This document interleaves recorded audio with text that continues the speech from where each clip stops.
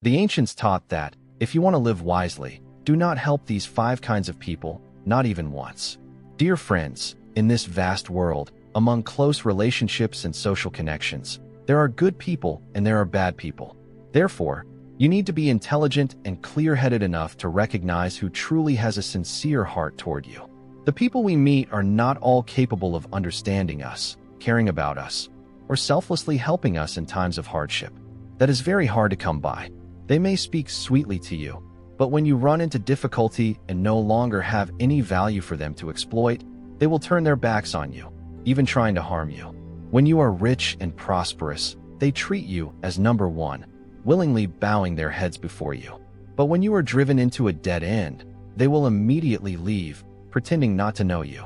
This life is inherently unfair. There are many people who are ungrateful, very many. Some people only know how to receive and never know how to give.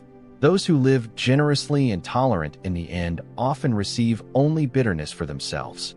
Second, hypocritical people. A hypocritical person is someone who is very good at acting, but after being in contact with them for a long time, you will see their true nature. These people are often very talkative, skillful at pleasing others, and want to get close to people for some purpose, perhaps for your money, for a bit more fame, or a bit more benefit in the company. This type of person is very good at winning over their superiors. They can even figure out what their leaders are thinking inside, so they can please them, leaving the real work to others. These people always think they are smart and clever while others are foolish. If you form close ties with them, you will gain nothing but being taken advantage of, wasting your time and money on them. In front of you, they say pleasant words, may praise you, but behind it all is falsehood, with the purpose of borrowing money from you or exploiting you by asking for your help. A hypocritical person is someone very good at acting, but once you have been in contact with them for long enough, you will clearly see who they really are. Third, people who like to take advantage of others. In psychology, this personality type is called a seeking or acquisitive type. They want to receive as many benefits as possible. They are one way in their interactions with others. When they need you, they are extremely enthusiastic and cheerful with you. But when you need them, they immediately disappear without a trace. That is the clearest expression of taking advantage of others. They have a strong desire to obtain benefits from other people. The most obvious manifestation of this acquisitive type is that they seek other people's wealth and property. Besides that, they also seek others' affection, intellect, spirit, and strength. These are hidden expressions inside that are sometimes very difficult to detect. In short, with those who are always seeking and demanding from others like that, as soon as you are careless, they will seize the opportunity to exploit you. This kind of person is not worthy of your concern or your kindness. Fourth, those who love the rich and despise the poor.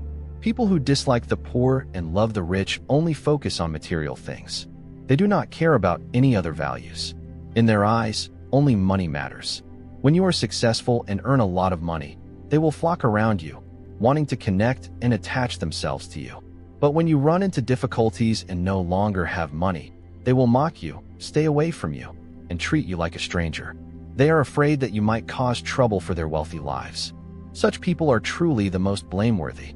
They do not have enough kindness and compassion to see beyond outward appearances and recognize a person's true qualities. They are blind in judging others solely based on financial capability. Sadly, they miss the chance to discover the immensely precious values in those who are poor, sincere hearts, and love that does not depend on money. These people must absolutely not be helped. Fifth, people who do not care about you. Those who do not care about you will not care how talented you are, and no matter how sincere you are, they still dislike you. These people are influenced by a utilitarian way of living. They are always suspicious of others. When someone does something good, they assume there must be some scheme behind it. When others accidentally make a mistake, they will find every way to label and slander you without restraint. This type of person you should also stay far away from and not trouble yourself over. The ancients said that if life gave us a choice, we should not hesitate to choose to live with kindness, because kindness is the lighthouse that guides you through the dark nights of life, helping you overcome life's obstacles. Treat everyone with sincerity. If, on life's journey, you encounter the 5 types of people mentioned above, do not be sad. Just let them go. Do not help them and do not feel obliged to treat them well, because they are not worth your concern. Dear friends, wise words spoken once are hard to truly sink in, so we should listen more and read more times. If you read concise, distilled books of sayings, their principles and meanings will naturally reveal themselves. If beautiful words and noble ideas are kept in your heart, then when the time comes, you will be able to speak eloquently and pass them on to others. Below are 4 wise sayings of the ancients that clearly point out the many aspects of life's journey. First, ferrying a boat must take it to the other side of the river. Building a pagoda must build it up to the top. This saying is very easy to understand. When we read it, it feels familiar, with the flavor of persevering to the very end. Indeed, ferrying a boat must take it to the other side of the river. Building a pagoda must build it up to the top. This is to tell us that when we do anything, we must apply our hearts to it, have willpower, and possess the spirit of perseverance to the end. When one understands the principle of persistence and is able to practice an unwearied perseverance, then nothing can easily disturb such a person, because this kind of person will have the endurance to overcome difficulties and will not fear obstacles. Therefore, when he has decided to do something, he will certainly carry it through to the end. No hardship can drive him back. Looking across the world, what kind of people can achieve success? Of course, those who understand the principle of persevering to the very end. This is also the secret to attaining glory and becoming an example for later generations to learn from. This saying uses a metaphor for work and study. If you are too greedy for many things at once, you cannot do any of them well and cannot truly absorb knowledge. Therefore, knowing everything but mastering nothing carries this meaning too. Knowing a bit of everything, but in every matter being neither specialized nor proficient. From this we can see that the ancients aimed to advise people. Everyone's energy is limited. If you want to achieve success in any field, you must make an effort to dig deep into its roots and fundamentals, study in depth to learn the essence of the matter, rather than only studying broadly on the surface. If we want to attain everything yet do not devote ourselves to in-depth practice, then in the end, we will have learned everything without truly understanding it and without doing it well. Is that not a complete waste of effort? Third, gold is everywhere.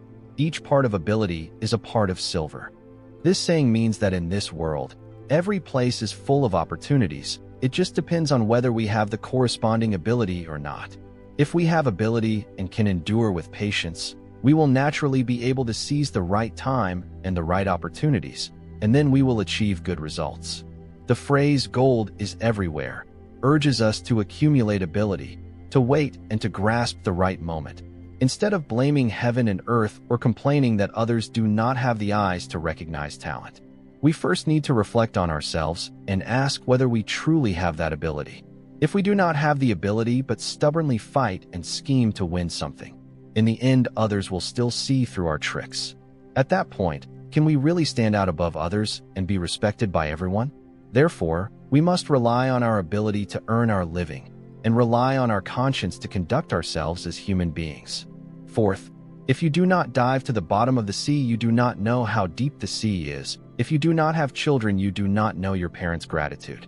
This saying is very clear and straightforward. Its meaning seems to be entirely on the surface of the words. However, its hidden meaning is very profound.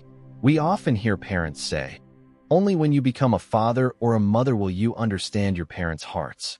At that moment, when people hear this sentence, it can sound harsh to the ears, because it implies that only when you have the same experience as I do will you truly share the same feelings and truly understand my state of mind.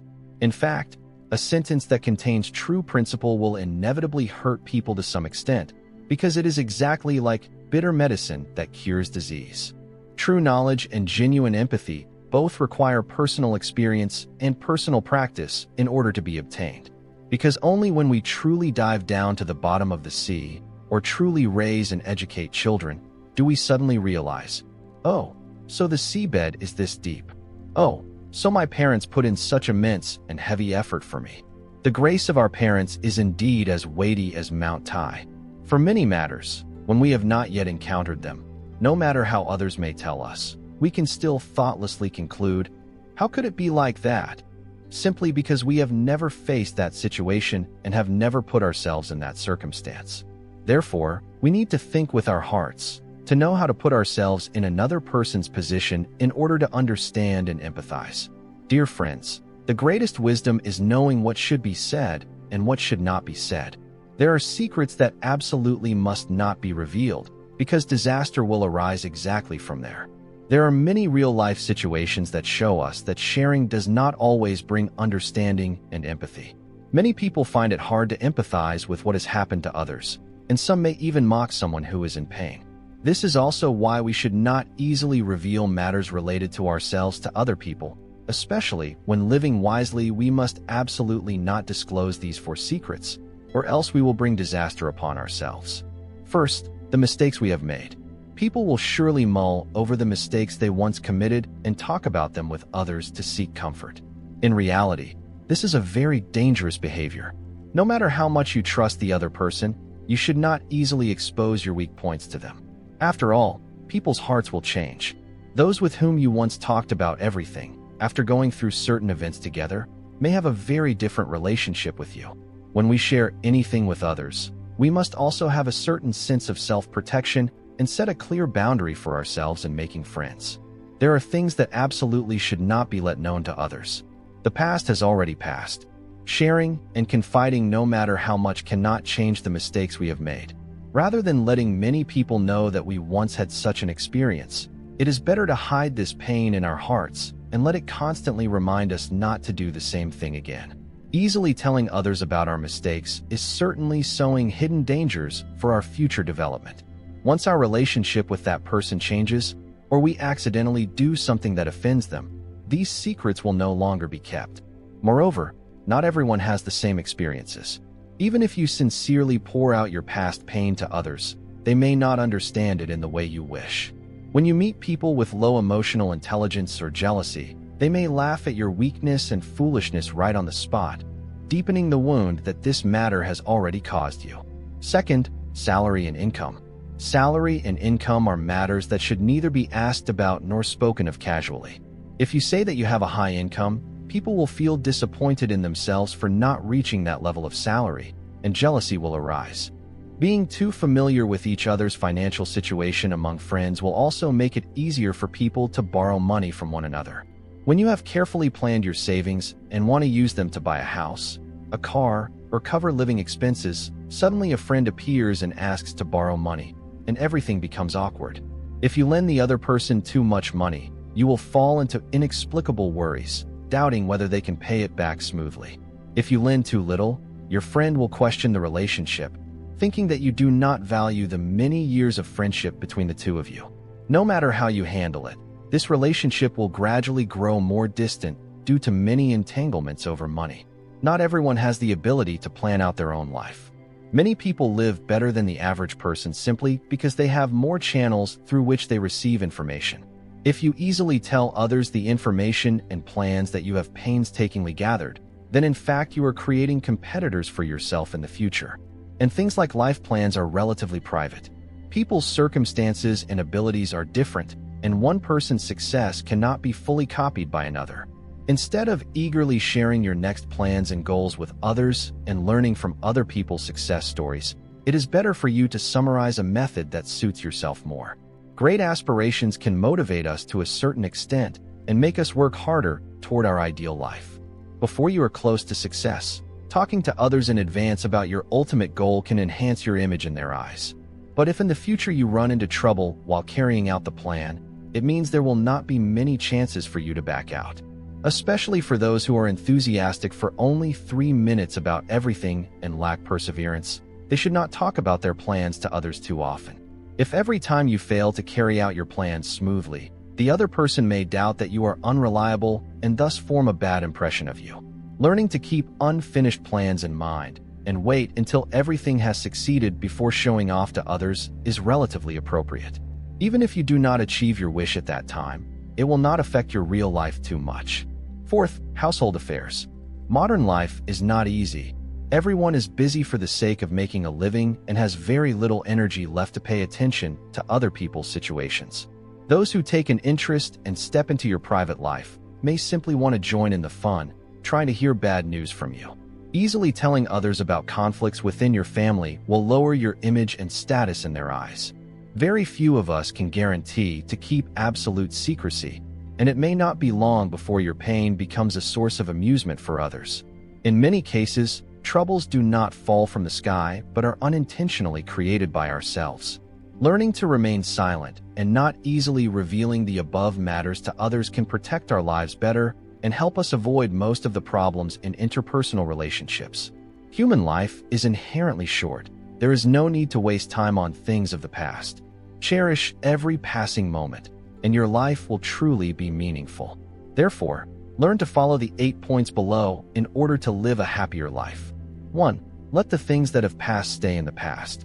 Every road we have walked leaves traces.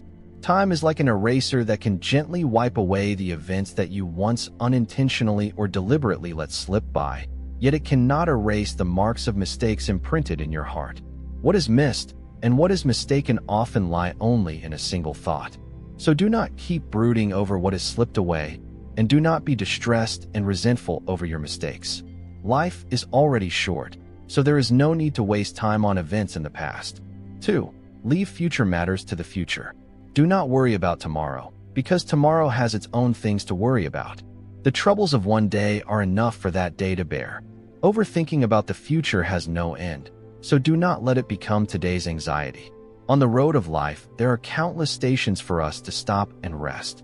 Some burdens should only be taken on when the time comes. There is no need to carry them all on your back today. We are not superhuman. Our energy is always limited, so do not expect to solve all of tomorrow's problems today. 3. Do not cling with regret. One of the weakest aspects of human beings is the inability to let go of what has passed. We cling to a love that has gone by, to freshness that has faded. We cling to a period of vanity and the temporary successes we once achieved, always confident that the best days will last forever and will not end too soon. Yet precisely at the moment when we are the weakest and most lacking in patience, those beautiful days full of radiance hurry away from us without leaving a trace. We must remember that life is always changing and continuously flowing forward. Learn to let go of what is no longer suitable in order to open the door to new experiences. Only when we bravely face changes and cherish the present can we have the chance to enjoy truly precious moments and live a life full of meaning. 4. Do not be afraid of things that have not yet happened. When doing something, no matter how many difficulties there are, no matter whether there will be results or not, these things are not the most important. Even if you fail, there is nothing so blameworthy. The key is whether you have enough courage to remove the shackles in your heart, whether you have enough courage to face things head-on. Many times, it is not methods that we lack, but determination and decisiveness to move straight forward without hesitation. Do not be filled with fear right at the beginning of something. Do not keep looking back and forth while things are in progress. Only then will new undertakings have a chance to be completed. 5. Are you a sincere listener or not? At the very moment you are talking on and on, your foolishness becomes all the more exposed. At the very moment you wash your hands of speaking and quietly listen, your understanding will grow richer and richer. Listening is the best way to use others' strengths to make up for your own weaknesses. Listening is a bridge, a link between two sides, and it also shows respect for the other person. Listening is a treasure that helps us let go of mistakes and stay away from regret. Silence can reduce many troubles, and listening is the greatest wisdom. Learn to listen, and you will realize that this world is also smiling at you. 6. In moments of exhaustion, remember to pause. When you are tired, stop for a while. Think about the lofty dreams you are pursuing, draw strength from them, and then continue on your way.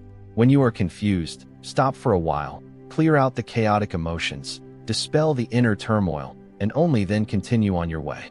When you are in pain, stop for a while, soothe the bleeding wounds, wipe away your tears, and then set out again. When you feel like giving up, stop for a while, make a choice, lift your spirits, and then move forward. Because when we pause for a moment, it is not that we accept defeat, it is simply so that we can go farther. 7. Opportunity belongs to those who have prepared. When a person's emotions are at a low point and nothing can arouse their interest, they must learn how to redirect their focus.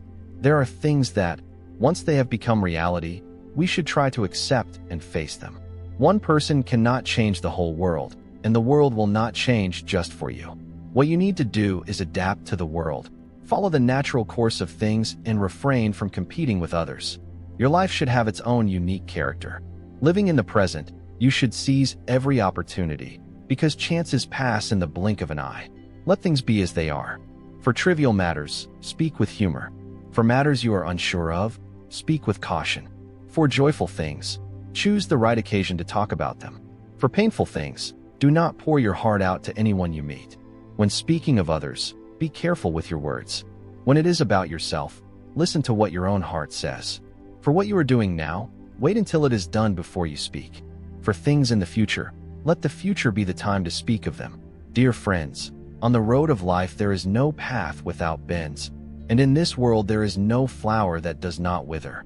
As a human being, only with a heart that does not force or cling can you hope to be free and at peace, because life is impermanent and gain and loss are both very illusory. In a single human lifetime, there is no road that is completely perfect, yet there are roads that can help us understand the nature of life. In the rolling dust of this world, the passing years drift like clouds on the horizon, and in the end, all things in life become nothing but mist and smoke. If someone is already gone, please do not cling to them. Even if they stayed, it would be hard to regain the original feeling. If love has ended, please do not keep reminiscing. Once you dwell on it, even its flavor will no longer be the same. As the years go by, flowers fall yet bloom again. Autumn passes, and then another autumn comes. When time moves on, everything gradually drifts away, and feelings too sometimes fade with the passing years. Therefore, having been born a human being, just walk by yourself on your own 2 feet. No one is obligated to walk with you all the way to the final station.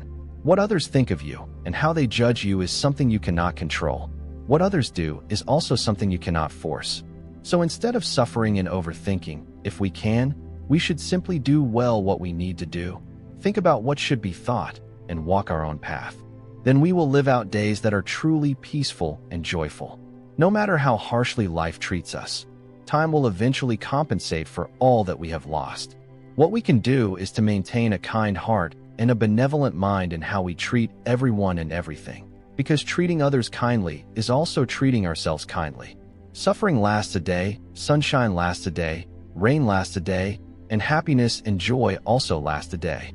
So why do we not let go of our stubbornness and hatred in order to live more happily? What benefit is there in suffering, and what gain is there in hatred? When we are angry at someone and want to torment them, the first person who must endure that hatred is actually ourselves. The world is vast and the road of life is wide, but if possible, live without fear. In this world there are countless things that can make us afraid, but you yourself are only one. Live sincerely and kindly. Even if you stumble, stand up bravely. Mistakes are not what is truly frightening. What is frightening is making mistakes and still not knowing how to correct them. The world changes in thousands of ways, and the paths of life shift in countless directions, so nothing is forever. What belongs to you today may not belong to you tomorrow. Each person's life path is like a journey. The things we encounter along the way are always colorful and varied, yet we can only look at them and feel them. We cannot take them along with us. Even without a lover, we can still live as a lovable person. Live in the present with your true self, without complaining, without mocking others, and without excessively admiring anyone else, because each person is a unique individual, not a copy of someone else. Each of us can create something different and special on our own path. We live in this world, and although there are hundreds of thousands of changes and 10,000 transformations, nothing lies outside the law of cause and effect. Whatever cause you sow, that is the fruit you will reap. Therefore, live in accord with the natural course of things, and that is true happiness. Whatever truly belongs to us will be ours sooner or later. Forcing things only adds more suffering. When we let go of forcing and clinging, that is exactly the moment when wisdom opens up, and naturally the road of life also becomes wider. Life is impermanent. Gain and loss are like illusions. Live sincerely, without contention, and even if no one loves us, we can still live as a lovable person. The past is gone.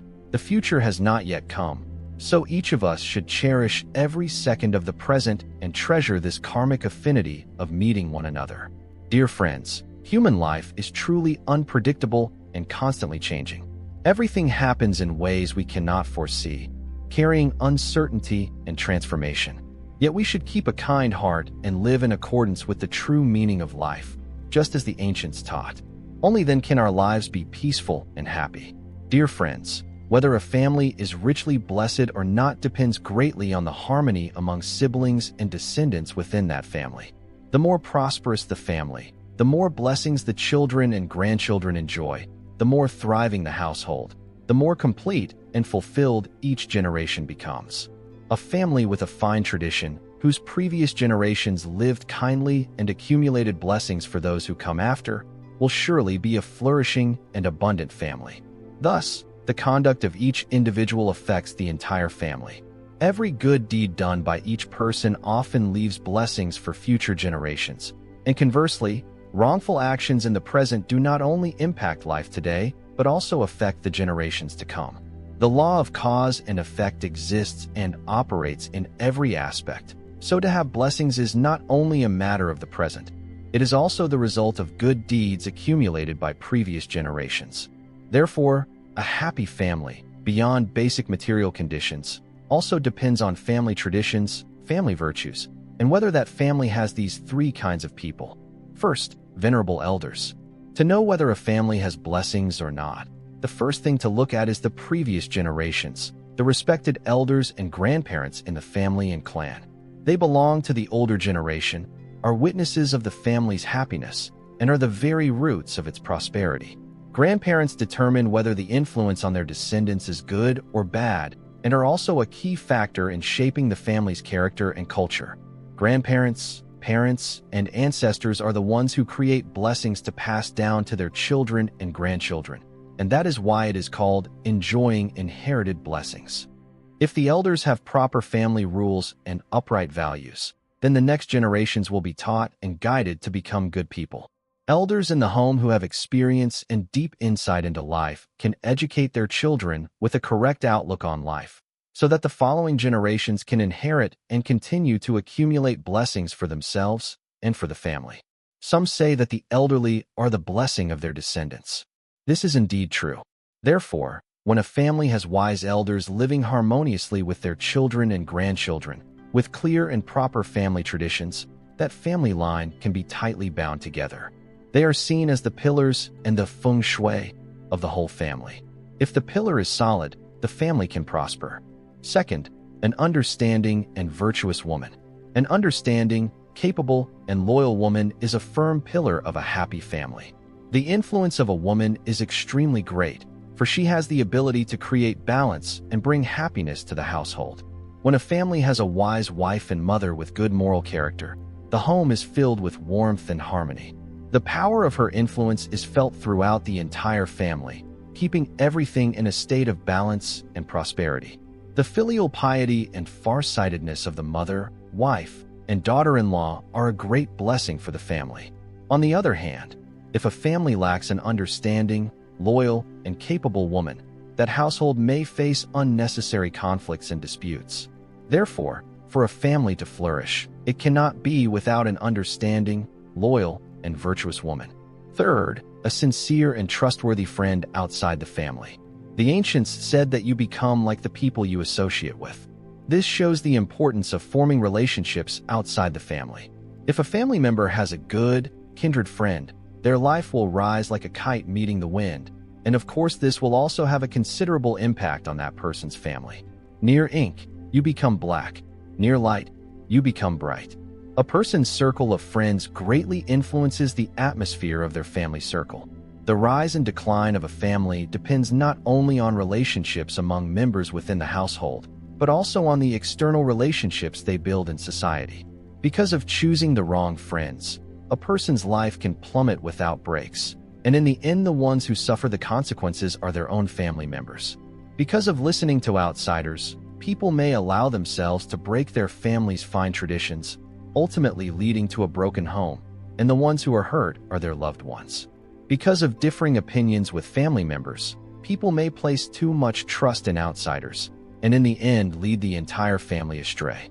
Therefore, Choosing friends is a very important matter that each family member must treat with utmost caution. If material wealth is the basic condition for a family to exist, then blessings are the decisive factor in that family's prosperity. Only with blessings can that prosperity last long and endure from one generation to the next. Thus, for the sake of the endurance and flourishing of future descendants, the members of the present must live with kindness and know how to accumulate virtue and blessings. Dear friends, life inevitably comes with trials and difficult moments, times of failure that cause us to collapse. Mencius once wrote that destiny often subjects those who are entrusted with great responsibilities to mental hardship, physical exhaustion, hunger and poverty, and severe challenges. This is to test their spirit, cultivate their patience, and increase their abilities. Only by going through hardships do we have the chance to refine ourselves and gather strength to overcome all the temptations of life. However, overcoming difficulties is not as easy as we might think. That is why Gyuguzi taught his disciples 3 characters to resolve every hardship and turn all adverse situations around. The first character is anger. There is an old saying, "When unexpected opposition comes, do not get angry," a saying with profound meaning. When facing difficulties and challenges, we should avoid wasting time and energy on anger and complaining. In reality, we should not react with anger or irritation just because something goes slightly against our wishes. Such behavior is a sign of thoughtlessness. It does not help solve the problem, it only strains relationships with relatives and friends. When we do not know how to control our anger, we easily act in ways we will later regret. Therefore, no matter how great the difficulties and challenges we encounter, we must keep a peaceful mind, carefully examine the situation, and look for solutions. A wise person, when facing hardship, knows how to remain calm and clear-headed, looking for ways to resolve the issue instead of complaining, getting angry, or grumbling. The second character is bien, to argue, to defend. The saying, "When faced with unusual slander, do not argue," means that when you are slandered, criticized, or spoken ill of, you do not need to rush to refute or explain yourself before engaging in an argument or quarrel. When criticized, a wise person will pause and reflect on their own behavior. They will examine whether the accusations have any basis. If it is a well-intentioned criticism that helps us see our mistakes and correct them, then we should be grateful to that person. However, when placed in a situation where we are criticized unreasonably, explaining ourselves is not really effective. People tend to believe what they want to believe and listen to what they want to hear. Even if you explain carefully, in their eyes it is nothing more than excuses. If you believe that your opinion can help someone improve, then express your view in a constructive spirit. However, in some situations complaining does not solve anything. In such cases, remaining silent is a better choice. And when you face a situation where complaining does not bring a better result than trying to create change through your own efforts, choose to take action instead of complaining. The third character is kin, to be frightened. The saying, "When sudden changes arise, do not panic," means that when you encounter an incident or a sudden change, do not be afraid. Life cannot always flow smoothly without difficulties, nor can it avoid moments of challenge and transformation. In those times of change, the adaptability of an intelligent person does not lie in arguing and complaining, but in the ability to reflect on their own behavior and consider whether the criticism they receive is correct. If they realize that the criticism is well-intentioned, helping them see their mistakes and correct them in time, then they should be grateful and appreciate that help. However, in cases where they are slandered or maliciously spoken about without reason, explanations do not bring any real effect. People usually believe only what they want to believe and hear only what they want to hear. Even if you explain to the very end, in their eyes it is still just self-justification. If you feel that your feedback can genuinely help someone improve something, express your opinion in a constructive way. However, if you are in a situation where complaining does not help solve the problem, then silence may be a better choice. If you see that complaining does not bring a better outcome than making an effort to change and taking action yourself, then choose action over complaint. Life is never entirely smooth, but the ability to adapt and the patience to cope with change are the keys to overcoming difficulties and achieving success. Treasure the changes, stay clear-headed, and trust in your own ability to take control of your life and build a bright future. Dear friends, have you ever asked yourself what is truly most precious in life? The correct answer depends on each person's view of life. Yet however you think, the truest answer is that it does not lie in money, status, or expensive objects. It is not valuable just because it is costly and therefore cherished. If a person can truly grasp this most precious thing, they may reach a state of completeness and perfection. 1. As a person, what is precious is a kind heart, and what is beautiful is doing things wholeheartedly. The ancients said, when the heart is filled with goodness, it will not be destroyed even in 10,000 lifetimes, and 100 lamps can shine for 1,000 miles. Material satisfaction can trap people in fleeting pleasures, but only a heart full of kind thoughts can bring lasting happiness to others. A kind heart is like streams of water that can refresh even the driest soul. Liu Ban, a strategist of the Ming Dynasty, encouraged himself by saying that in this world we cannot make everything go our way, but as long as in the course of life we have nothing to be ashamed of in our conscience, that is enough. Man proposes, heaven disposes. What matters is that we always give our best, so that in the end we will have no regrets. 2. In doing good, the most precious thing is a filial heart, and in accumulating virtue, the beauty lies in doing it quietly. The ancients often said, of 100 virtues, filial piety comes first. Among all good qualities, filial piety stands at the top and is the foundation of morality. Those who are unfilial are surely people who are heartless and ungrateful, who do not value affection and lack gratitude. If a person is not filial to their parents, how can they truly be kind to others? That is why filial piety stands first among all good deeds. Doing good where others can see it is called yang shan, manifest virtue, while doing good without letting others know is called inda, hidden virtue. Tu Ma Quan of the Northern Song Dynasty said that if you leave gold for your descendants, they may not know how to preserve it. If you leave books, they may not read them. It is better to accumulate hidden virtue in this uncertain future world to provide for the long-term well-being of your descendants. Hidden virtue is like sowing seeds. As long as the seeds are planted in the soil, there is no need to worry that one day there will be no chance to harvest. 3. In dealing with others, what is precious is sincerity. In conducting oneself in life, what is beautiful is knowing how to be humble. A gentleman walks in an upright and straightforward manner, while a petty person often acts pitiful to gain sympathy. A gentleman always nurtures a sincere heart. No skill in fabrication can ever compare to honesty. Those who are sincere, direct, open, and truthful will always win the goodwill and respect of others. In the book, Kai Jin Tan, it is said that when the road is narrow, you should yield one step to those who walk with you, and when the food is fragrant and delicious, you should leave 3 parts for others to taste. This is the way to bring peace and ease. When standing and looking at heaven and earth, when walking on a narrow path, one should know to leave room for others. When encountering fine food, one should know to leave a share for others. This is the safest way for a person to stand firm in the world. In dealing with people, we must know how to be modest. We must not be arrogant, always eager to win, or rash and aggressive in everything. We must not be conceited, nor become wild and overbearing just because of a moment of success. 4. In human life, what is precious is to feel satisfied and at ease. In living, what is beautiful is knowing contentment. In this life, the most precious thing is to know how to be satisfied and to feel that what we have is enough. Everyone has countless dreams and desires, but in truth, how many of them are really necessary? People often lose sight of the true goal of life, are swept into an endless race, and constantly torment themselves, craving extravagant and lofty things. In reality, simple joys and peaceful moments are what we truly cherish. Happiness may be singing loudly in your spare time, listening to birdsong when your heart is heavy, or simply savoring a familiar cup of tea and sharing these memories with a dear friend. Seek joy in the simple things around you so that you can feel that life is already full and complete. 5. In character, what is precious is uprightness. In the human heart, what is beautiful is kindness and compassion.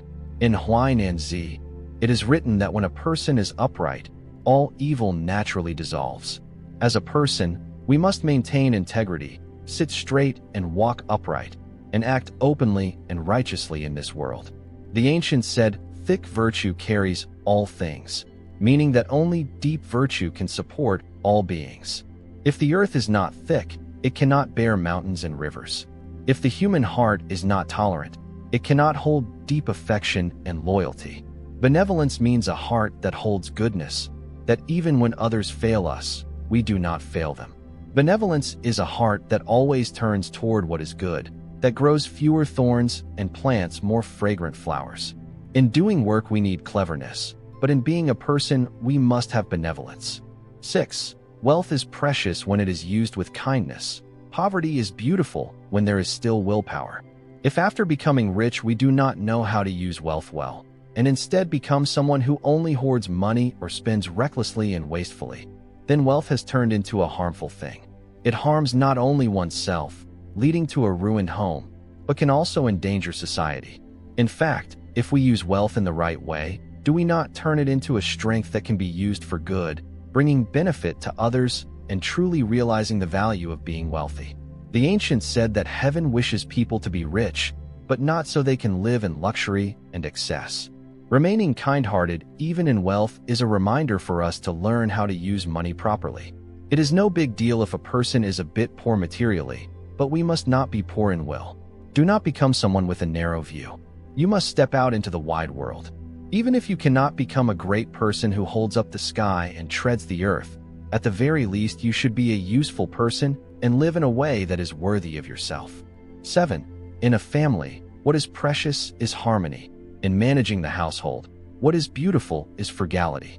When a family is harmonious, everything flourishes.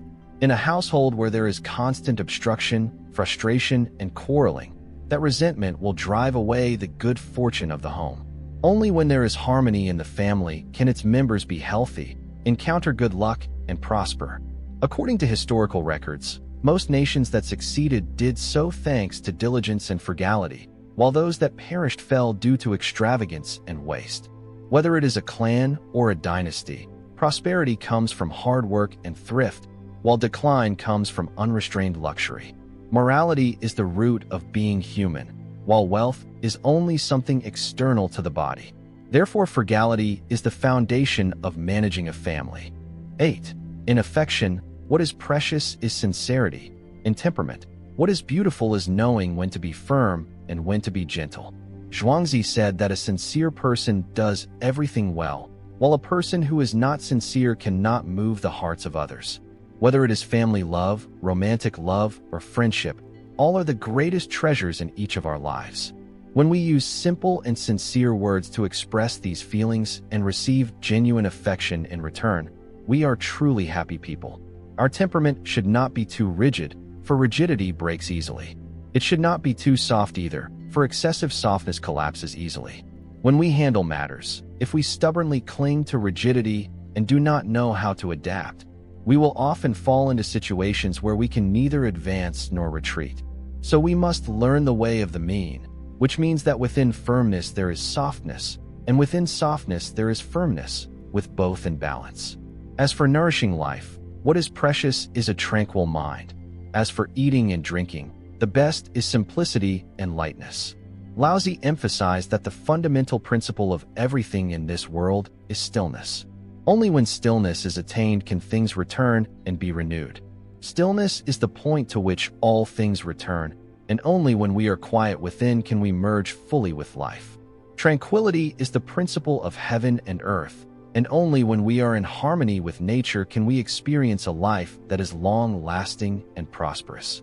During the Qing dynasty, Zheng Banxiao wrote a couplet: wild greens, radishes, brown rice, a clay kettle, water from heaven, chrysanthemum tea. This couplet reflects his daily life, with food consisting of vegetables, leafy greens, and unpolished rice. He drank chrysanthemum tea brewed with pure natural water and enjoyed it in a traditional clay teapot. He understood that eating whole grains and drinking natural water is the best way to maintain health and happiness. Dear friends, in this human life, what is truly the most precious and most worthy thing? Is it an outstanding appearance, wealth, or a high social status? In fact, none of these are. The most precious thing in a person is always that small area of the face, the self-confidence shown upon it. A person's path through life is never completely smooth. There are failures in career, suffering in love, blotched strokes in the picture of life, and regrets in one's years. That is why we sometimes feel discouraged and disheartened. Yet, no matter what happens, we must never lose our self-confidence. Self-confidence is bravery, the courage not to bow before difficulties and hardships. Self-confidence is the courage to live. Losing confidence will cause you to drift further and further away from success. An ancient philosopher, shortly before his death, carried a deep regret. For half a year, his capable assistant of many years had been unable to help him find a worthy successor. That assistant, without minding hardship, kept searching, bringing one person after another, but the philosopher remained dissatisfied. Half a year later, feeling that his life was nearing its end, and still having found no heir, the philosopher lay on his sickbed. The assistant felt deeply ashamed, tears streaming down his face. Sitting by the bed, in a heavy voice he said, "I am truly sorry, sir. I have disappointed you." The philosopher replied, "The one who feels disappointment is me, yet the one who is apologizing is you." He closed his eyes in regret, remained silent for a long time, then said, "In fact, the best successor is you, but you did not dare to believe in yourself, so you missed and lost this chance." In truth, everyone is capable. The difference lies only in how we see ourselves, how we discover and make use of our own abilities. When he finished speaking, he drew his last breath and left this world. The assistant felt immense remorse and even blamed himself for the rest of his life. Everyone is talented in their own way. You must certainly believe in yourself. Only when you believe in yourself can you face all the storms of this life with the most positive attitude and thereby attain success. Self-confidence is each person's passport on the road of life, and also the firmest support for you to move toward success. Therefore, as a human being, you must have confidence in yourself. 2. Trustworthiness engraved in the heart. The ancients taught, if a person has no trustworthiness, he cannot stand. A person without credibility cannot stand firm. In this life, we must value sincerity and trust. One who lacks integrity cannot stand firm in society. To be a person, you must keep your word. Only with trustworthiness can one truly be considered a person. Only by keeping one's word can one win the respect of others and more easily receive support and help in times of difficulty. Only when a person maintains integrity can they gain the trust and confidence of others. When you speak, you must keep your promise. Once you say you will do something, you must follow through, then others will truly trust you, and only then can you obtain what you seek. As long as a person has integrity, they will have a firm direction and be more likely to attain success, and their path in life will become broader and broader. When a person falls down, their legs can help them stand back up immediately. But if they lose their credibility, they may never be able to recover. As a human being, the most important thing is to keep your word. 3. Kindness rooted deep within. When we were young, our parents and teachers often taught us to be kind people. A person's heart must take kindness as its capital. Character must take kindness as its value. Actions must take kindness as their standard, and one standing in society must take kindness as its foundation. Kindness is the base color of human life, permeating every beautiful aspect of existence. The greatest benefactor in this world is one's own kind heart. Kindness is both a natural instinct and a supreme state of being. Preserving kindness is not in order to receive thanks from others, nor for vanity or fame, but because in this world only kindness is the light that truly warms humankind. For temperament flowing in the blood. People say that in life, a person cannot be without temperament. Temperament is self-respect, it is character, it is the lifeblood of a human being. With true temperament comes courage and bravery. The body cannot be corroded, the mind cannot be seduced. Dear friends, kindness is a form of cultivating the mind and nurturing one's nature. It is love in action. A kind person has a warm heart, always helps others, and knows how to cherish them. They do not feel jealous or angry over trivial things, nor do they become overly excited or furious when they suffer loss. They place the interests of others above their own. Dear friends, Someone who speaks well can not only gain the support and respect of others, but also obtain more opportunities in life. To learn how to speak wisely, one must know how to control their emotions well. When you can manage what you should and should not say, that is the highest realm of intelligence. First, interrupting others. In communication, there is also a type of person who is unwelcome, those who speak carelessly. This is also a sign of tactlessness. When talking with others in the workplace, if you interrupt someone just because you want to express your own thoughts, it is a very impolite act. Even if you want to present your point of view, you should not cut someone off. This is very off-putting and makes the other person feel annoyed by you. Instead, we should learn to use suitable and subtle ways to express our ideas. This is very important. It not only helps you avoid being misunderstood, but also helps you avoid many troubles. Second, nitpicking others. In daily life, we often encounter this kind of person. They love to pick apart other people's opinions and enjoy arguing over who is right and who is wrong. This is a very serious bad habit, because when you nitpick, the other person will feel you do not respect them, and so they will try even harder to defend their own views. This leads to a pointless, never-ending argument, because no one wants to admit they are wrong. And this is certainly not a good path for seeking truth together. Instead of nitpicking, listen and then express your own perspective in an open way.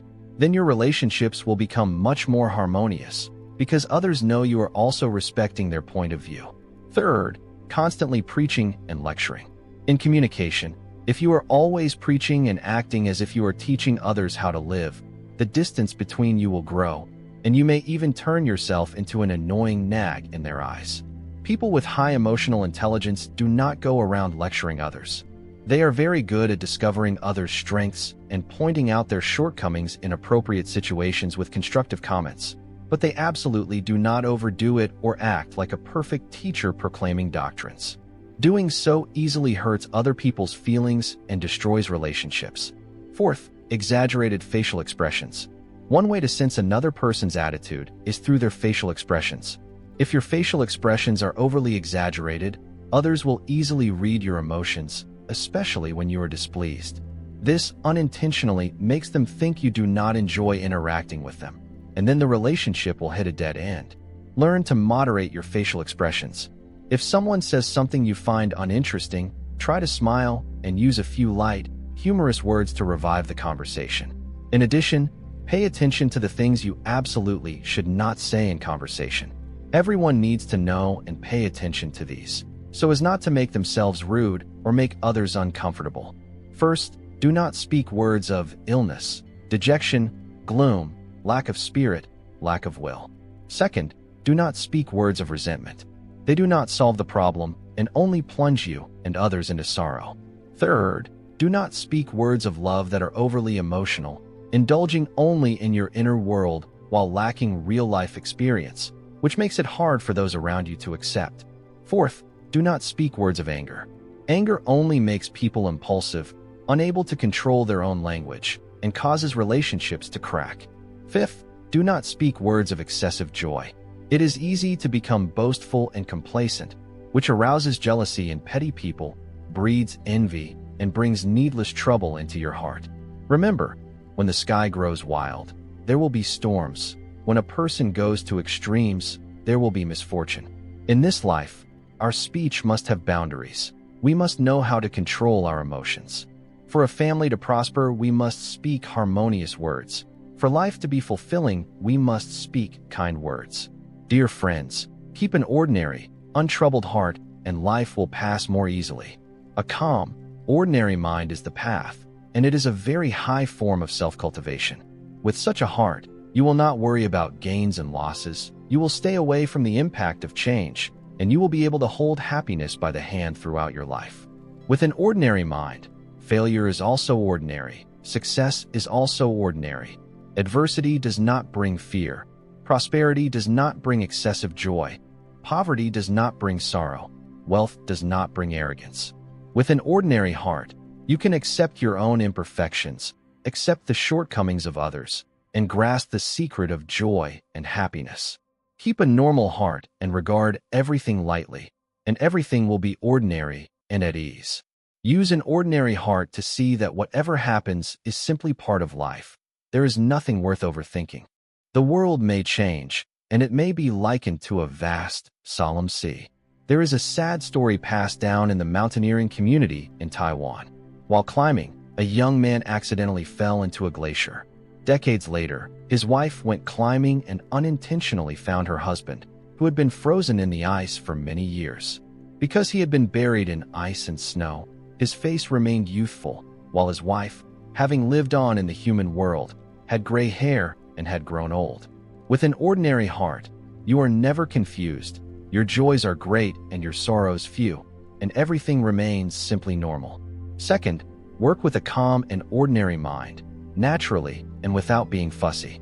Take things lightly, be able to let them go calmly, and strive only for what cannot be avoided. Let things unfold naturally. A gentleman seeks wealth in a proper way. Whether he gains or loses, he must still remain composed in the face of fame and profit and persevere. If he is in the right, he does not feel the need to argue. If he is not in the right, he listens to the truth with an open heart. After doing his best, he lets things follow their natural course and go with the flow. This is not negativity, nor passive inaction, but going with the flow after having given your all. In reality, when we do everything with an attitude of letting things be natural, everything tends to go more smoothly and has a greater chance of success. Hoey was famed throughout the land for his precise archery. King Wan heard of this and invited Hoey to the capital to admire his magnificent archery skills. King Wan put up a reward of 10,000 taels of gold, saying that if Hoey hit the target he would be rewarded, but if he missed he would be punished. After hearing this, Hoey became nervous. After a long while, he shot several arrows, but all missed the target. His usual performance was affected because he was too attached to winning and losing. What he lacked was an ordinary, peaceful heart that could follow the natural way. 3. Live an ordinary life. Do not blame others. Do not sink into pessimism and despair. Just like everyone else, we all have times of joy and times of sorrow. This is normal. Life is like a mountain road, with climbs and descents. Whatever situation you encounter is just part of the journey. Do not become pessimistic and despair over a momentary stroke of bad luck. If what lies before you is a curtain of darkness, it means there is surely sunshine behind it. Once, there was a 35-year-old woman who lived a quiet yet lively life in the middle class.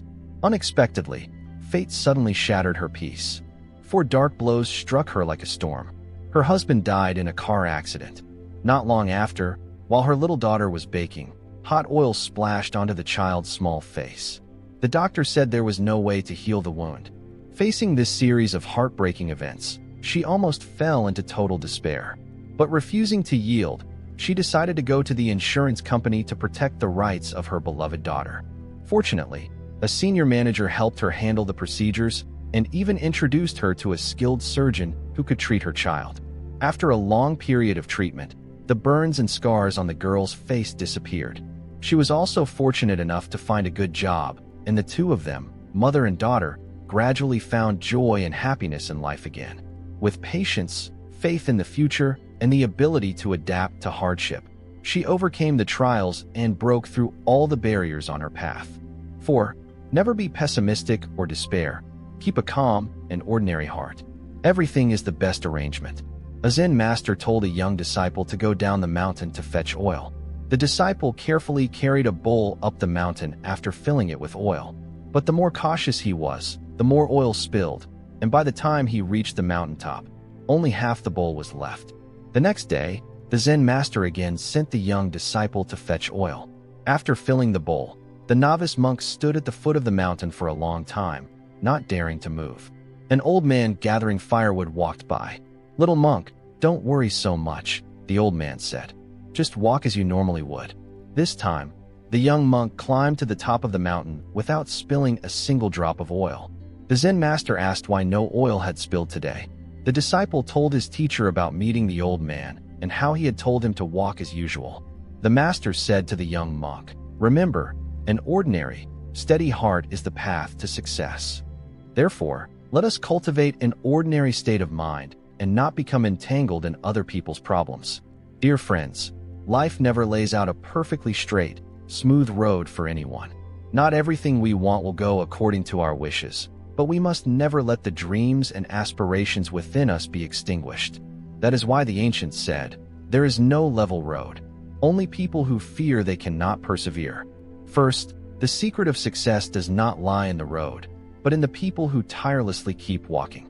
The story goes that a young man once got lost in the mountains. He wandered along difficult paths, but could not find a way out. In his confusion, he met an old man passing by. The old man pointed out 3 paths for him to choose from, but none of them satisfied the young man. He felt all of them were uneven and hard to walk. The old man looked at him and said, "The mountain roads are like life. There is no road that is flat. Only those who are not afraid of hardship can achieve success."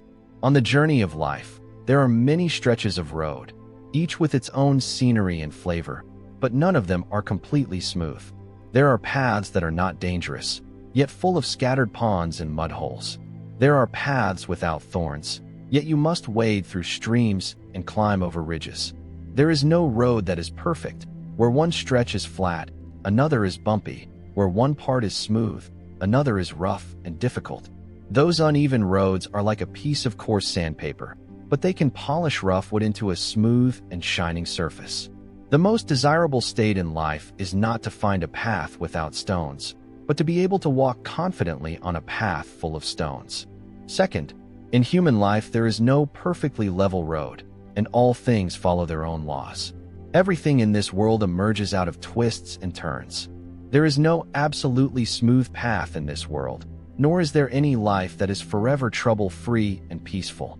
There are family situations that, when you look in from the outside, seem smooth and easy, but in reality, to a greater or lesser extent, they also have their own bumps and fluctuations inside.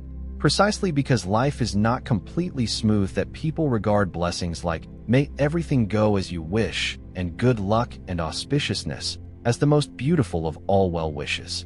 You may feel that your own life is full of hardships and thorns, but other people's lives are no less uneven. Each person has their own worries, and every household has its own troubles that are hard to speak of. Therefore, we do not need to envy those who seem to have no storms and whose affairs appear to go smoothly. In truth, in the places you cannot see, they too are tormented by this problem or that concern. When you see someone walking across a vast grassland, do not forget that they have just finished struggling over a high mountain. Third, only those who work diligently and persistently can smile in the end. In this world, there is no road that is walked in vain. Every single step brings some kind of gain. However treacherous the mountains may be, they bow before climbers with firm resolve and endurance. However vast the sea may be, it bends to those who put out to sail with strong and steadfast will. Dear friends, in life or at work, your major decisions are sometimes influenced by the people around you. So how can we truly see through a person? How can we correctly judge and evaluate someone? Below are 5 factors that help you gain a deeper insight into a person. First, use time to get to know a person. If someone spends up to 60% of their time expressing themselves compared with listening, then you should be cautious in dealing with them. Listening little and talking much is often a sign of someone who is arrogant, looks down on others, lacks the will to improve, does not want to learn from those around them, or perhaps is insecure in front of people and therefore speaks without control. Normally, no matter how much a person tries to hide their true nature, in the end their true face will appear, because wearing a mask is a conscious act. After a long time, they themselves will feel tired, and then they will have no choice but to remove the mask, and their true character will be revealed. But they absolutely do not realize that you have been calmly observing them right beside them. That is why the ancients reminded us, the long road reveals a horse's strength, and a long day reveals a person's heart. Using time to see a person carries exactly this meaning. With time, it is easy to recognize the following types of people. Those who are insincere. Because they are not honest, at first they are very enthusiastic, but later become indifferent, at first friendly, later distant. Given time, you can see this change clearly. Those who lie. This type of person constantly uses one lie to cover another. When lies go on long enough, the cracks from beginning to end will show. Time is the sharpest tool to test those lies. Those whose words do not match their actions. For them, what they say and what they do are 2 completely different things, but with time you will see the inconsistency between their speech and behavior. In fact, time can reveal any type of person, from petty villains to true gentlemen. Second, people who always carry positive energy within themselves. There is a type of person who constantly carries a field of negative energy that makes those around them feel discouraged and pessimistic. Unfortunately, this type of person always exists around us. There is another type who carries a positive, optimistic, life-loving energy. An old saying goes, when you give someone a rose, the fragrance stays on your hand. This means that when you bring something good to others, you yourself receive good fortune. If you give someone roses, your own hand also retains their scent. When you interact with people who carry positive, compassionate, and gentle energy, those around them will feel it and resonate with it, making that field of positive energy grow stronger and stronger. Third, those who give you a feeling of sincerity and ease. There are some people who, wanting to make a good impression, often use pleasant words to flatter you. This is the kind of person you should not place your trust in. Truly reliable people never resort to flattery. They do not need tricks to win others' favor, because they dare to live as their true selves, and this naturally makes those around them feel close and eager to cooperate with them. As for intuition, some people are very accurate, and this is a fascinating psychological phenomenon that is hard to explain. But you should be advised to rely less on intuition alone to judge people. Some intuitive experiences from the past may have been correct, but those experiences should not be misunderstood as always being right in the future. Fourth, how they have faced difficulties and challenges, and how they overcame them. The past is an indispensable piece in every person's life. Research has continually found that, in the process of forming character, those who have gone through economic hardship or difficult lives often become stronger and more resilient than ever. For building a career, that positivity, determination, and strength plays a very important role. Compared with those who succeed early and easily, those who have faced hardship stand more firmly and work more effectively. They are people who maintain sharpness at an even level and defeat challenges with patience and courage. Fifth, whether that person understands themselves or not. I firmly believe that an outstanding leader is someone who understands themselves, knows who they are, where they are, what they need, and what they want. To clearly know one's own strengths and weaknesses and use that as a basis for making judgments and handling matters. Besides that, whether their words match their actions is also an important point that shows how trustworthy a person is. Using similarities and strengths as a lens to observe others does not necessarily allow you to see whether someone is a gentleman or a petty person, but it does allow you to see their character. And character in turn affects the way they handle matters, their judgments and evaluations, and even their choices between good and evil. Whether you are making friends or looking for partners, these are very important references that help you understand a person. Hopefully, they can help our lives avoid some wrong decisions. In life, a person's virtue and status are often regarded as two important factors. Naturally, if the good qualities of an individual do not match the position they hold, the result can be a disaster that is hard to avoid. On the journey of life, we often witness people who become successful, yet because of greed and selfishness, sooner or later they meet with unwanted consequences. That is why virtue and status must be in balance. Only then can we avoid difficulties and become truly successful people. For this reason, the ancients said that when virtue is thin but status is high, disaster will surely arise. A person's virtue is likened to the foundation of a house. Honor, rights, and wealth are likened to the house itself. Once the foundation is too shallow and too thin while the house is built too high, that house will become dangerous, tilting, unstable, and even collapsing. With a weak foundation, a tall building will lean and fall. When virtue does not match status, calamity will descend. In real life, we see no small number of people who suddenly become rich overnight, and then both they and their fortune are gone. Or there are those who are quickly promoted and rise in rank, only to end up in prison. Many people sadly complain, not understanding why their fame, money, and power did not bring them happiness, but instead brought disaster. In fact, it is because once they have money, fame, and power in their hands, people easily live in luxury, indulgence, and debauchery, causing their morality to decline. There are even many who, once in power, go on to commit immoral acts. When a person's morality becomes corrupt while their position is high, It is exactly what is meant by virtue not matching rank, like walking on stilts, as dangerous as climbing a cliff, where a fall is easy. Dear friends, the road of life always has some thorns, and the flavor of life always has a bit of bitterness. There are things you cannot do, so you should simply let them be. There are people you cannot persuade, so meet them with a smile and let it pass. When there is no sunshine, learn to enjoy the coolness of the rain. When there are no flowers, learn to feel the fragrance of the earth. If you want too much, you will carry a heavy burden. If you have fewer extravagant expectations, it will be easier to feel content. Only when the window of the heart is wide open can we see beautiful scenery. Only with a simple mental state can we have a joyful mood.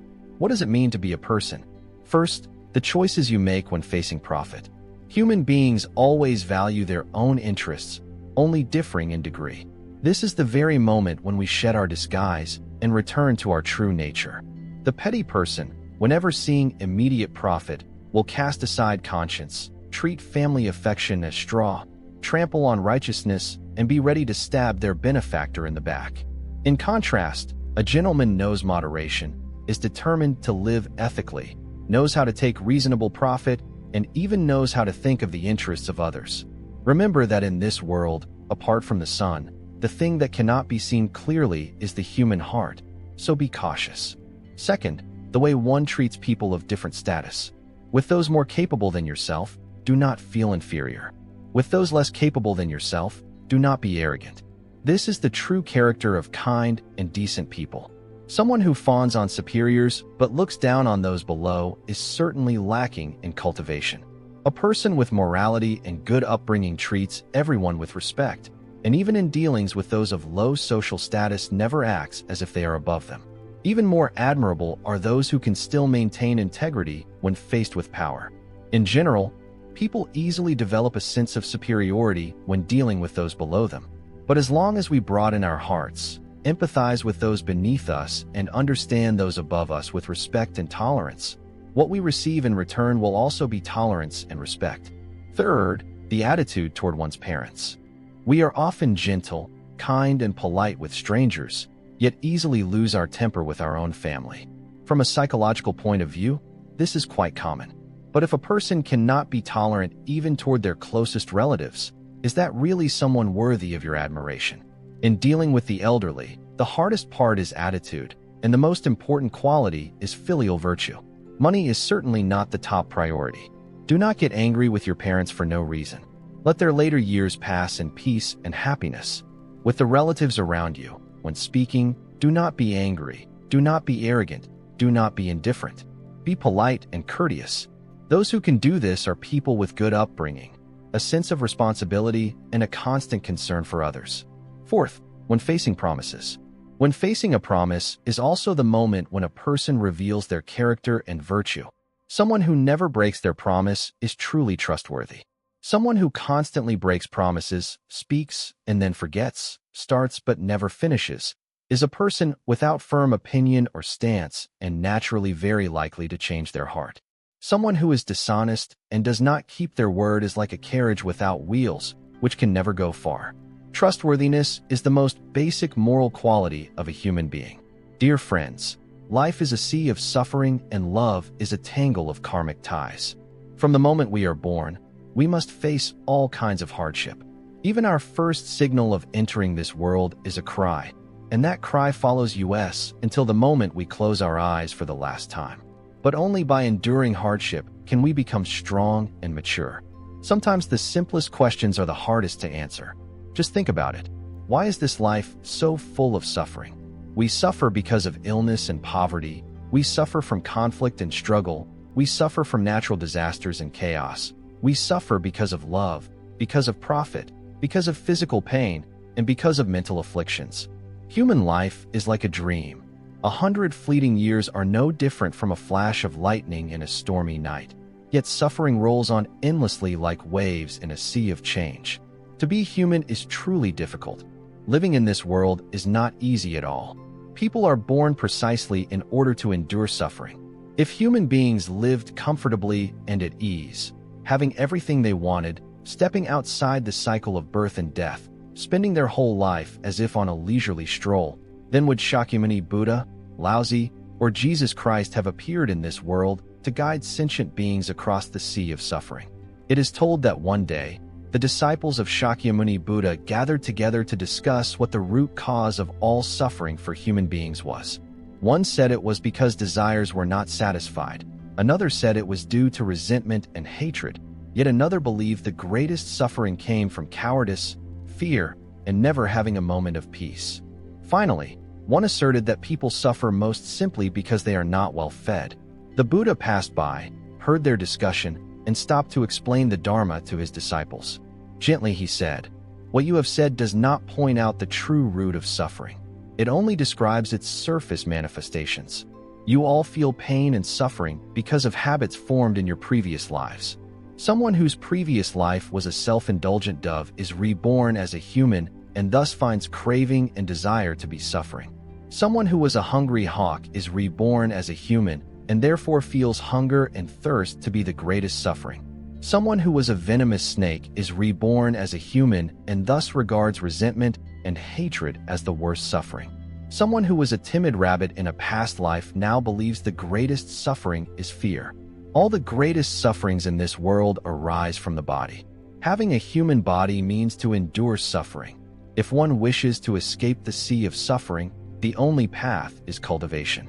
Buddhism teaches, human life is hard to obtain. The human body is difficult to gain. Once a person closes their eyes in death, they will struggle within the 6 realms of reincarnation. Depending on the good or evil they have done before, they will be reborn as hungry ghosts, animals, plants, or trees, passing through countless kalpas like this. Only after a very long time can they again obtain a human body, and this is a process that may take tens of thousands of weary years. Shakyamuni Buddha gave a vivid description of how difficult it is to obtain a human body. He said it is like a blind turtle living in the boundless depths of the ocean, surfacing only once every 100 years. On the ocean there is a single piece of driftwood, floating everywhere at the mercy of the waves, with one hole in it. For the blind turtle to surface and put its head exactly through that hole is an exceedingly difficult thing, something that might not happen even in 10,000 years. The Buddha said that gaining a human body in this life is even harder than that. Thus, to have a human body means one has already passed through countless hardships and obstacles, crossing many cycles of birth and death, transmigrating over hundreds of millions of years. But once one obtains a human body, that itself is only the beginning of further suffering. This human world is originally a restless current. The fickleness of life constantly sweeps us along and stains our pure, pristine hearts. Yet although human nature at its beginning is inherently good, people, for the sake of fame, profit, and emotion, torment themselves in the relentless millstone of fate. The more they feel their life is miserable, the more they want to change it, the less they are willing to accept it. But even after many painful efforts, sometimes everything still returns to zero. And so people again taste the bitterness of utter despair. This vicious cycle has truly drowned countless human lives. Second, take suffering as joy. From another perspective, the suffering of human life is not necessarily completely dark. Hardship is often the very opportunity to temper a person and their character. It is the beam that lifts one to a higher level. The ancients often said, "Rivers have bends, people have turns," meaning that human life has its ups and downs, and we must know how to be patient and wait. Buddhism also teaches the law of cause and effect and retribution. Some people enjoy pleasure first and suffer later. Others suffer first and enjoy later. Those who suffer pain and affliction in this life will be compensated in the next, living freely and happily.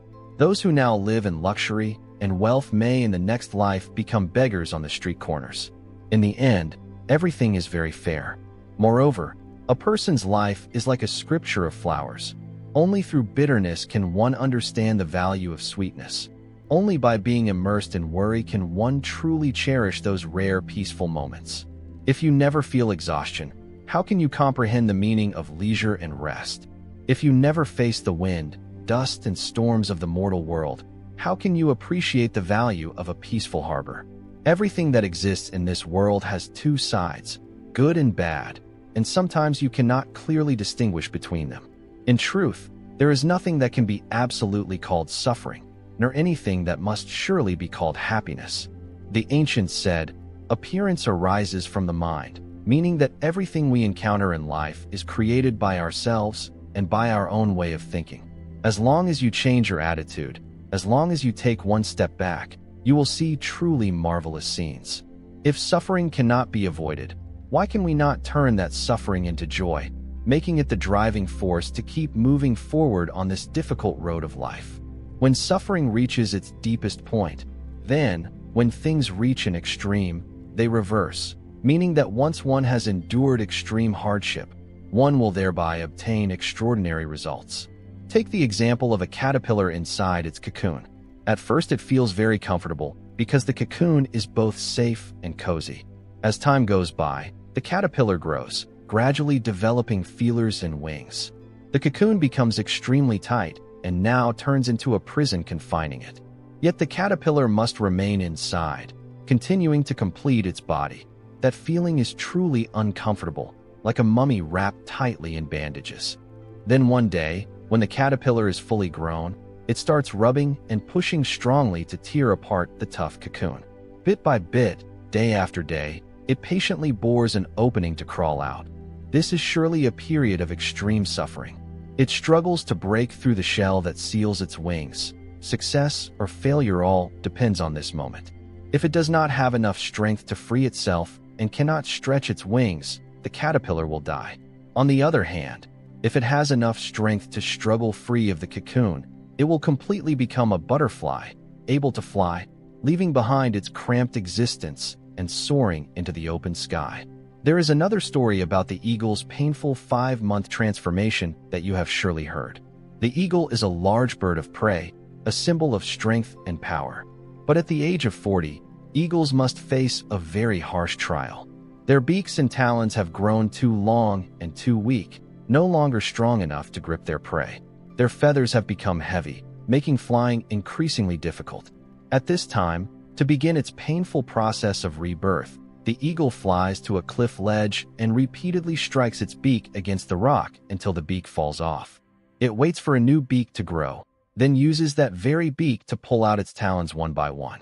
When the new claws are sharp enough, the eagle continues by plucking out all of its old feathers. This process lasts 5 months and is certainly filled with intense pain and torment. But when the new feathers have grown, the eagle has also been reborn. It can continue to fly for another 30 years, reigning as the Lord of the skies. What it gains from such suffering is truly extraordinary. Even the caterpillar and the eagle know how to do this. How much more should human beings, who are endowed with far greater capacity, be able to transform suffering into joy, to grow from the furnace of trials, and to temper themselves by passing through hardship? Before it dies, the phoenix burns its own nest and its own body. Flames leap high, consuming everything and turning it to ashes. Yet from those very ashes, a new phoenix is born, a resurrection of the bird of fire. Dear friends, wise words heard once are hard to truly take in, so listen more often and read more times. When you study books diligently, their meaning and principles will naturally reveal themselves. If you keep fine words and beautiful ideas in your heart, then when the right time comes, you will be able to speak fluently and pass them on to others. Below are 5 wise sayings of the ancients that clearly point out the many faces of life's journey. First, a peck of rice breeds gratitude, a shoulder load of rice breeds resentment. This saying means that if we help someone in a time of crisis, that person will be deeply grateful to us. But if that person has already regained the ability to support themselves, and we still keep on helping them, still continue supplying rice as before, then as time goes on and the number of times increases, they, who once felt gratitude toward us, will gradually take our help for granted. If one day we suddenly cannot help them anymore, because they already see that help is something they are entitled to, they may then harbor resentment, becoming angry with the very person who showed them kindness. Therefore, helping others must also have a certain limit. We should not give endlessly. When someone no longer needs help from others, or even begins to lose their own motivation and relies only on asking for assistance, we need to think carefully and consider reducing or postponing our intention and actions of helping that person so that they can learn to stand on their own feet.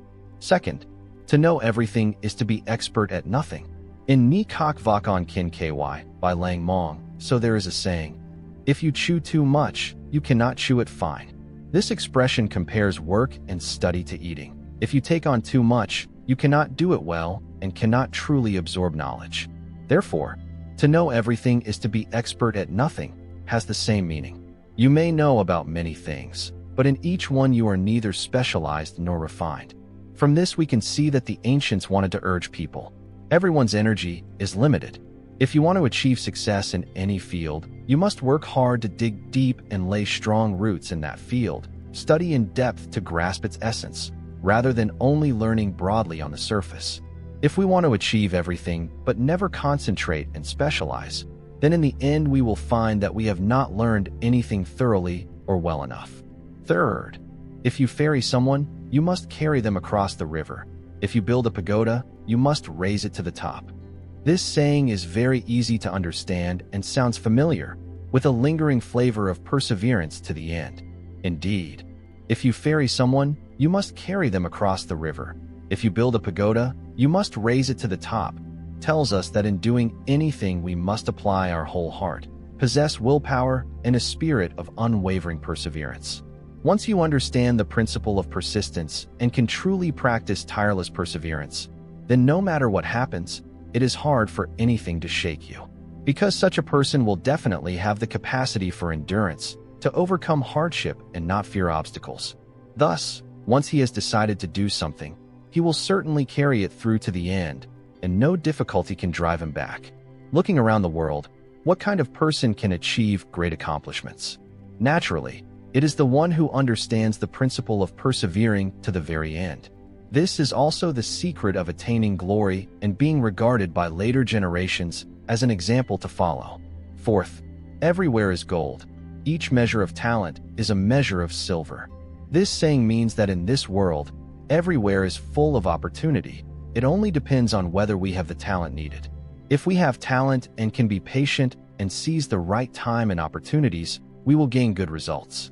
The phrase, everywhere is gold, urges us to accumulate talent, to wait and to grasp the right moment, rather than blaming heaven and earth or complaining that others lack the eyes to recognize true ability. We must first ask ourselves whether we truly possess that talent. If we do not have it, and yet stubbornly compete or scheme to obtain what we want, in the end others will see through our tricks.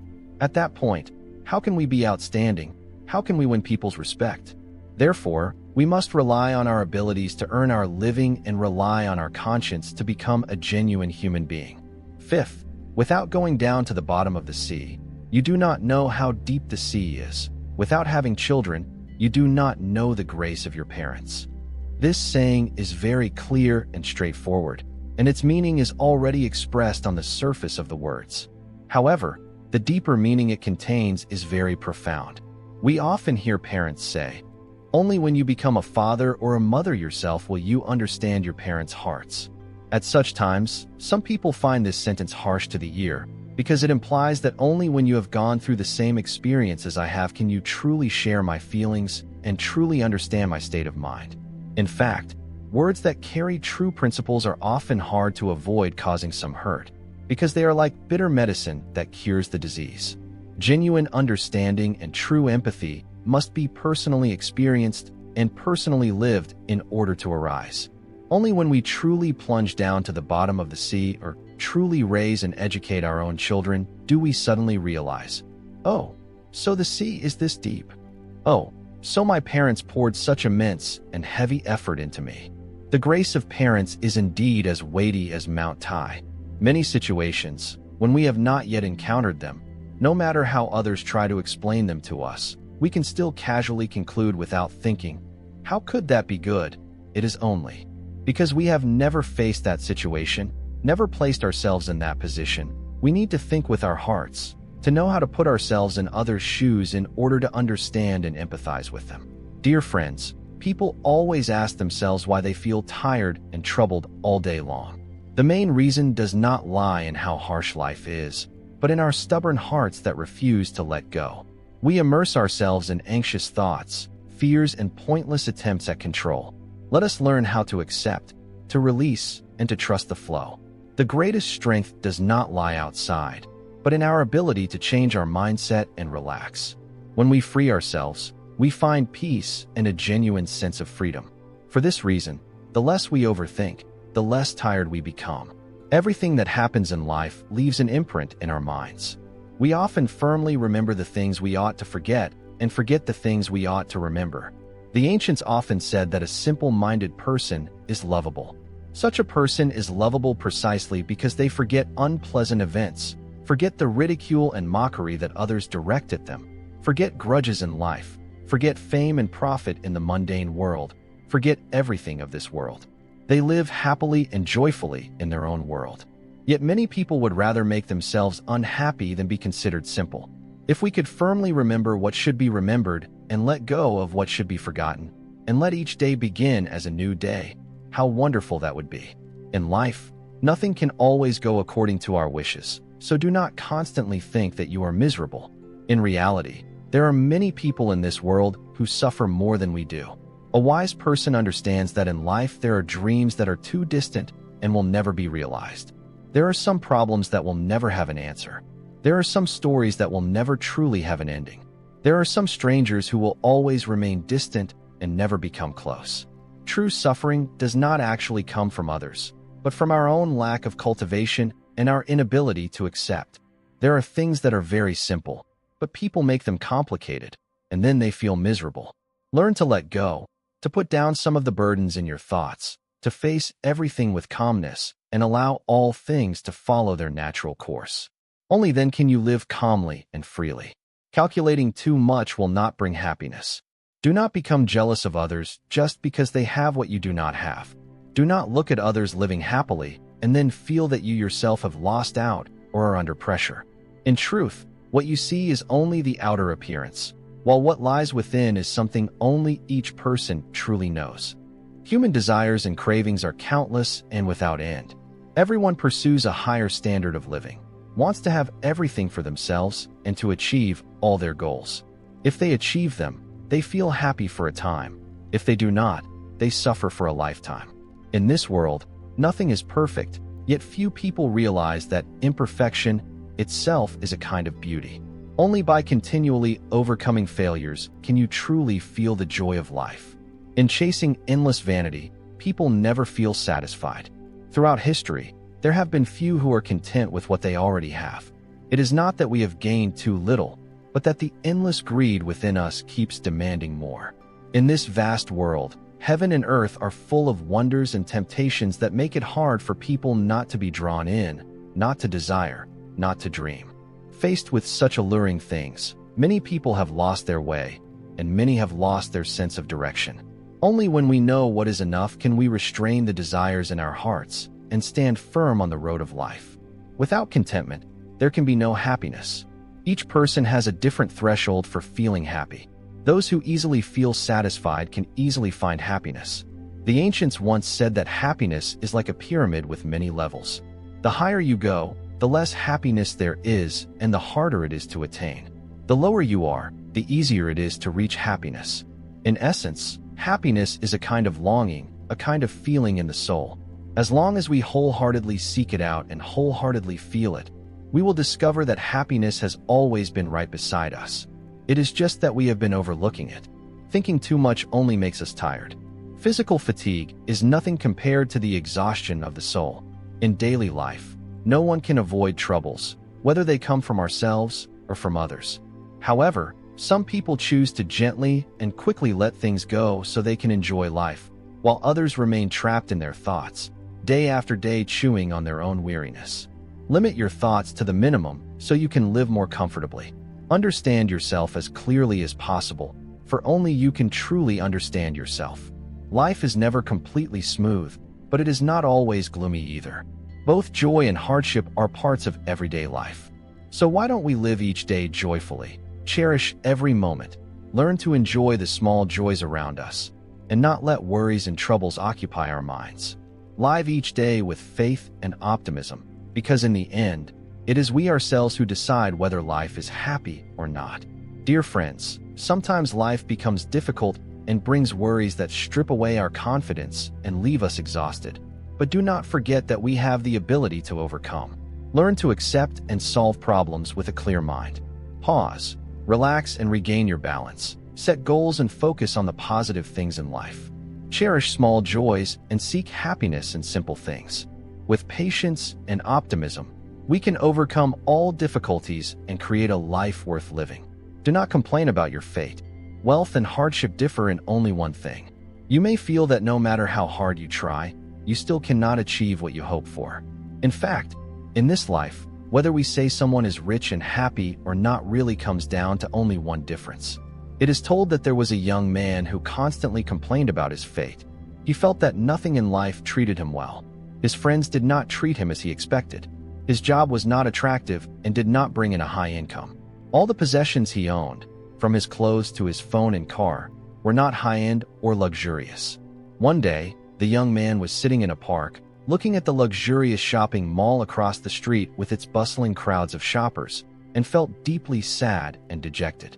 At that moment, an old man passed by, stopped, and asked him gently what was making him so sorrowful. "Old sir, I don't understand why every day I work so hard, and yet I am still so poor, so very poor." The old man replied, "You are actually a very rich person, you know. Has no one ever told you that?" "Really, I am very poor, sir," the young man answered. "If I now wanted one of your fingers and gave you 30 gold coins in return, would you agree?" "No, sir. If I wanted one of your hands and gave you 300 gold coins, would you agree?" "Never, sir. I could not trade my hand for that amount of money." "If now I wanted your 2 eyes and gave you 3,000 gold coins, what would you say?" The young man smiled at the old man. He raised his hand and traced the lines of his face, even the wrinkles etched there by years of hardship and worry. Suddenly, he felt happy as he realized that his eyes had always given him the chance to see and contemplate everything in this world. Sometimes they let him witness touching acts of kindness, sometimes radiant and friendly smiles around him, and sometimes the lives of those who are unfortunate and disadvantaged. After that moment, he turned to the old man and said, "No, sir." The old man continued to persuade him. "You want to become rich, don't you? Then I will give you 30,000 gold coins in exchange for your life. Would you agree?" Placing his hand on his chest, the young man felt each beat of his heart. He recalled all the days that had passed, from when he was a baby cradled in his mother's arms to his student years filled with dreams and aspirations. His life had always been full of bright, beautiful colors whenever he was truly the master of his own destiny.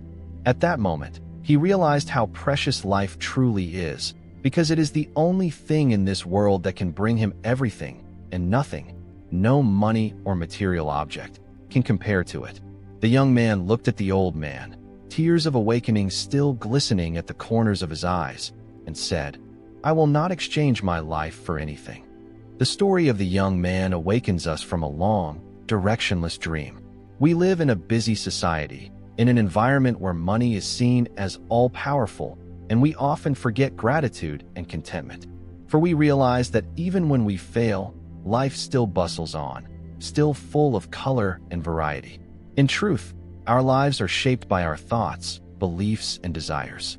As people grow older, their desires become clearer and gradually turn into habits and daily patterns of living.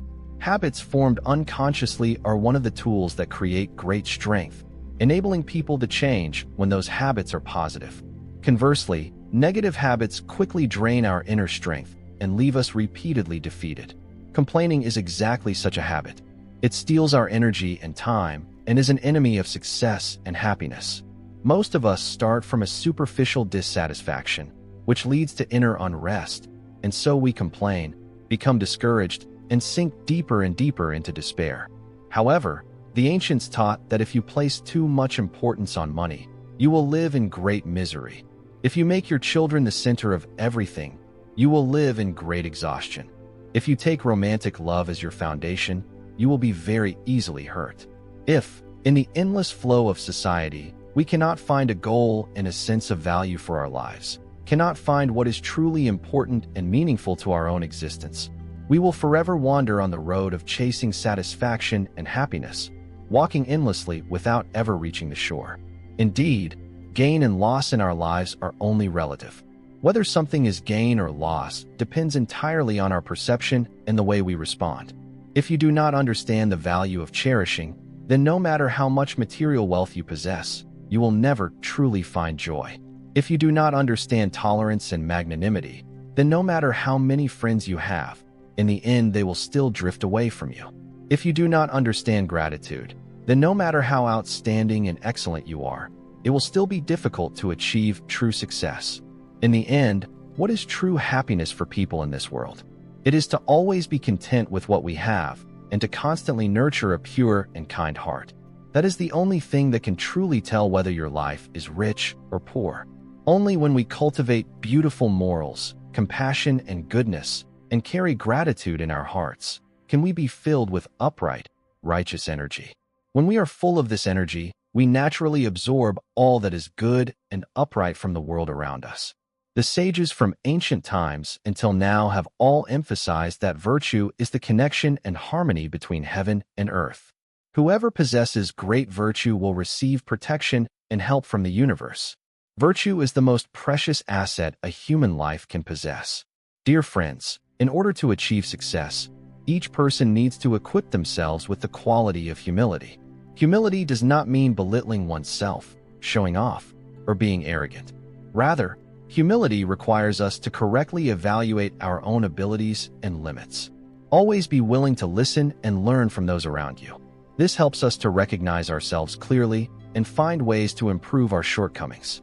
It also helps us restrain our emotions, not become conceited, and always strive to learn and broaden our understanding. Dear friends, there is a saying, life is like an endless journey. If we cling to every sorrow and worry, it will only add more and more weight to our shoulders. Only by letting go of everything behind us, walking straight ahead, and keeping our state of mind joyful and light, will the road of life open up wide and spacious before us.